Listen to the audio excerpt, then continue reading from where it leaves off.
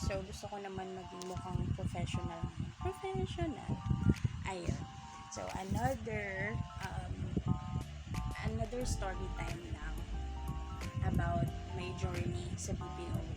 So, nakakatuwa kasi it's been almost a decade na. Kasi like 8 to 9 years na akong nasa BPO industry. And then, ayun, huwag kayong matakot mag-apply. Kasi ganun din ako before.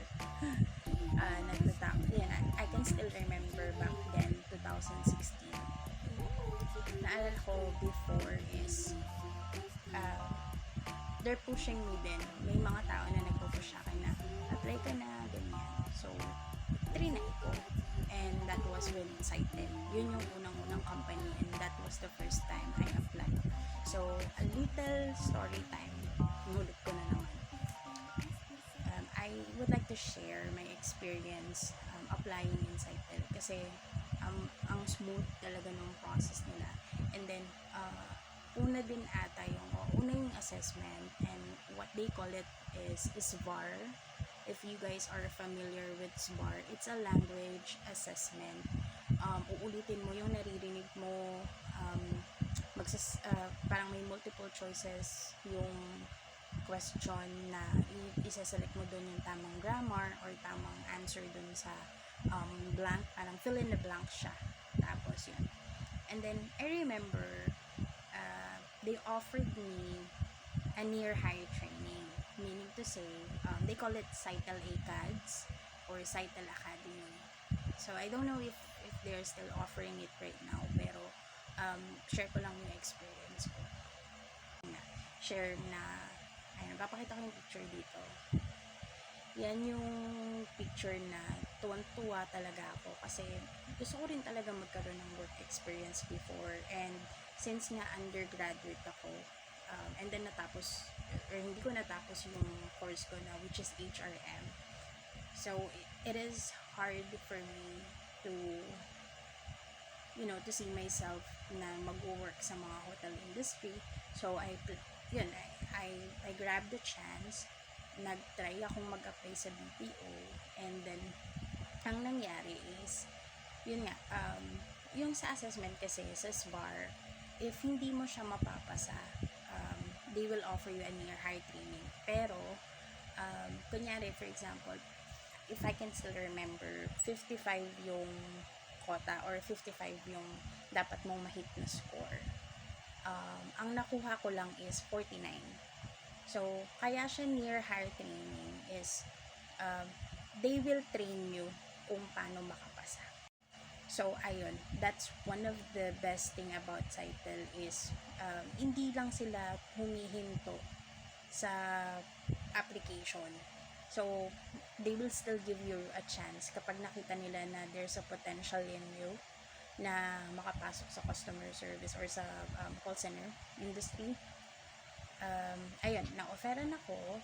At first, I was hesitant kasi in-explain na 10 days training siya, 100 per day, bayad ka, and then kada week makukuha mo yung payout mo. So, that's 2 weeks. First week, makukuha mo yung 500, and then second week, makukuha mo ulit yung 500. So, naalala ko noon, pupunta pa kami sa isang building para kunin yung payout namin kasi hindi siya hindi sila nag-i-issue ng bank or kasi nga, syempre, it will be another process pa para sa'yo na if maglalakad ka pa ng bank information mo, 500 lang naman or 1,000 lang naman yung kikitain mo. Pero the good thing about it is, free din yung lunch nila, and mind you, hindi basta-basta yung lunch na binibigay nila. Ang lunch na pinoprovide ni Sightel that time is Maxes. Yun, Maxes siya. So, there. Yun, sa 10 days training mo na yun, they call it Sightel ACADS or Sightel Academy. Ang galing niya kasi tuturuan ka ng trainer na parang balik ka sa elementary. Like, mag-aaral kayo ng English 101. They will check yung mga assessment. Uulitin nyo yon yung mga assessment na process na ginawa mo before. And then, yun na. Then, after that, hindi siya magpa-pass or fail. Pero, kailangan, within that 10 days, sasabak ka ulit sa assessment. Ngayon, kailangan either yung score mo either above 55 or at least mababa lang ng konti. Pero kailangan talaga above 55. Ayun. So, we practice, we learn, and ang galing sobra ng trainer. Shout out sa trainer ko nung sa Cytel Gods. So, yun. Ayun. So, that's a little bit background about Cytel. After nung 10 days na yon, once you pass the assessment, sasaba ka ulit sa interview lang. And literal na 12 hours application siya kasi walk-in yun. That time, hindi pa naman uso yung virtual process. So, more on walk-in pa before. Pero ang maganda dun is, since produkto na kayo ni Cytel, you've been trained na to be on a near hire training. So, priority kayo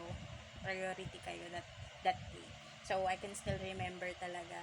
It's so great memory kasi yung mga tao na nakasama ko is sobrang okay din talaga.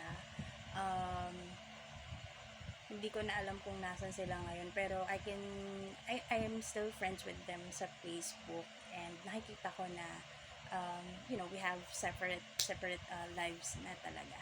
So, yun. Just a little story how my BPO journey started. So, yun lang. Bye!